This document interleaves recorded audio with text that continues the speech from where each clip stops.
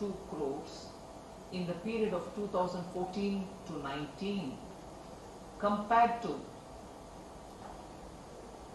just 3,844 crores, 3,844 crores during the period of 2009 to 14. So comparing similar periods, that is 2014 to 19 to 9 to 14, you can see that from 3,844, I've already mentioned that number, 3,844, it has gone up to 13,782 crores.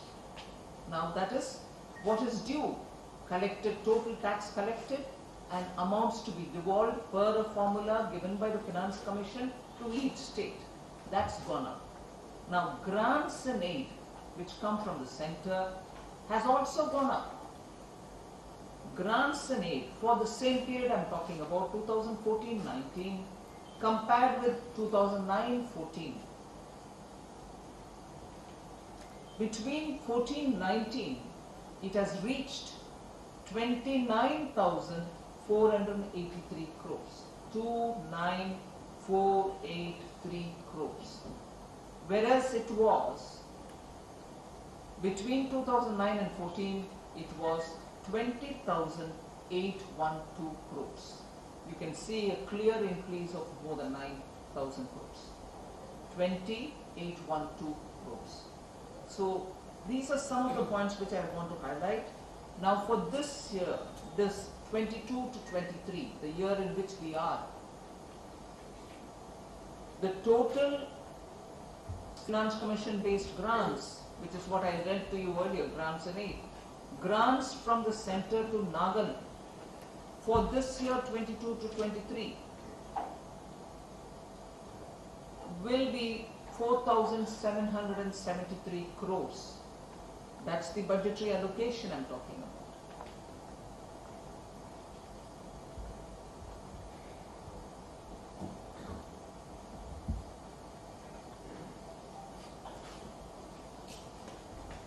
There's always this question about infrastructure, particularly when it comes to Nagaland. Other than the usual infrastructure funds which come to the state, I just want to highlight that during the COVID year, we had extended a special assistance for states for building their infrastructure. That is therefore a scheme of special assistance to states for capital expenditure. It was given to all states, particularly for Northeast. We had allocated a total sum, every state could get their share. That's a very important aspect, and it helped states during the COVID years, 2020, 2021, and it was extended further to 22.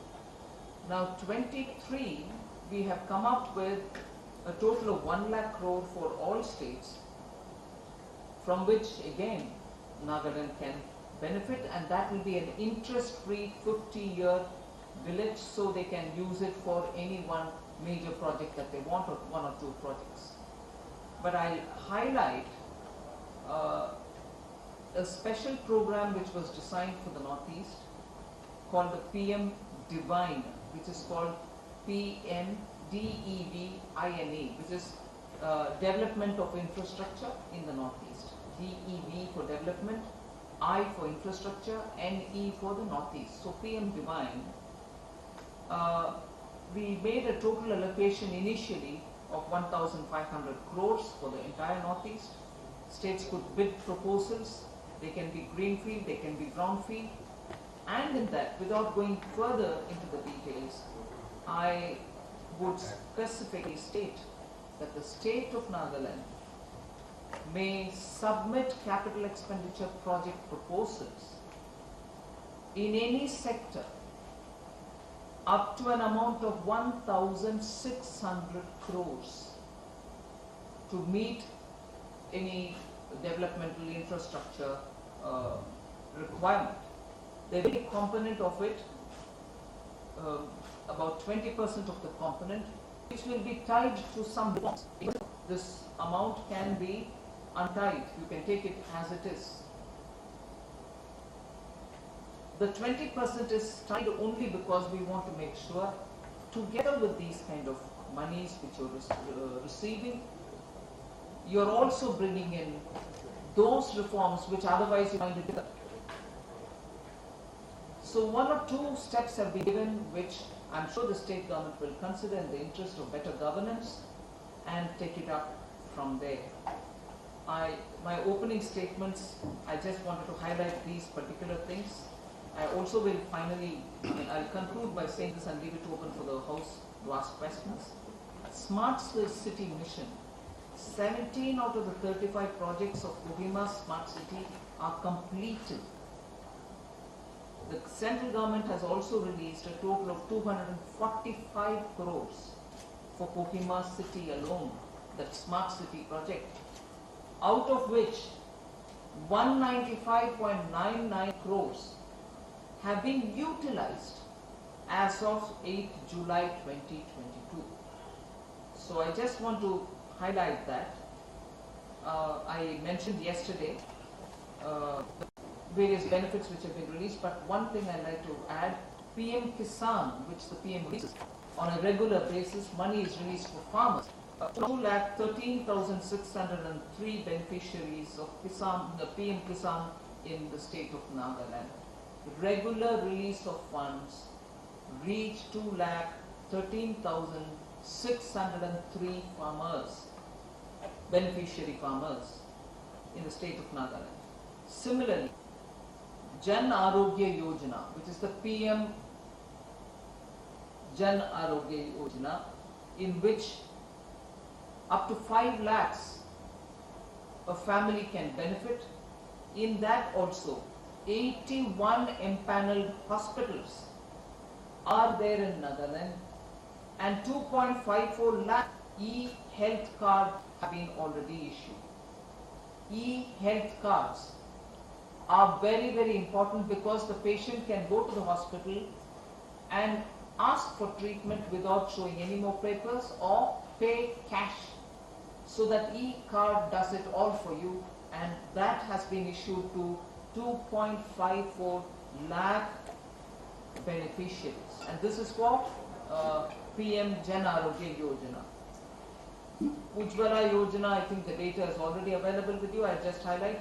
But for the media's sake, we are giving you a complete compilation of every detail.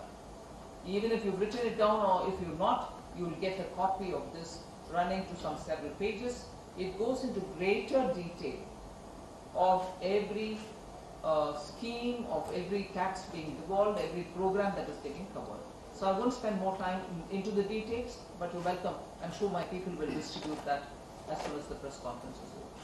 Thank you. Thank you, ma'am. If there are any questions from the media, you can.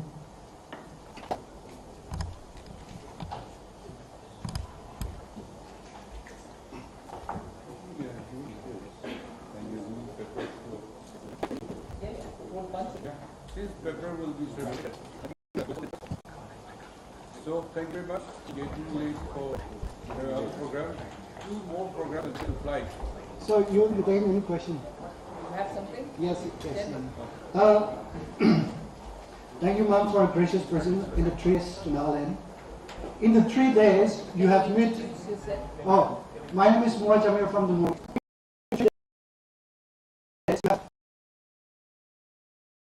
Holders. So, in your personal opinion, is Nagaland against